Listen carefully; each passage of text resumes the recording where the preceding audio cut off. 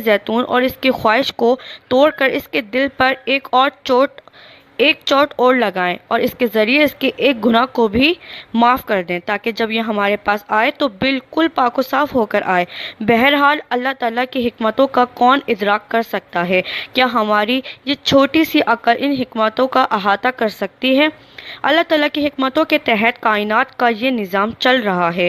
ان کی حکمتیں اس کائنات میں متصرف ہیں۔ انسان کے بس کا کام نہیں ہے کہ وہ ان کا ادراک بھی کر سکے۔ ہمیں کیا معلوم کہ کون سے وقت میں اللہ تعالیٰ کی کون سی حکمت جاری ہے۔ حضرت رحمت اللہ نے فرمایا کہ حضرت نانوتوی رحمت اللہ کے پاس کبھی کپڑے کے 2 جوڑوں سے زیادہ نہیں رہے، ایک بدن پر رہتا اور دوسرا دھلنے کے لیے دیا جاتا تھا۔ اور آج کل کے مشائخ تو نوابوں کی زندگی گزارتے ہیں، اور اگر لوگوں سے استغنا بھی برتیں اور برتنا چاہیں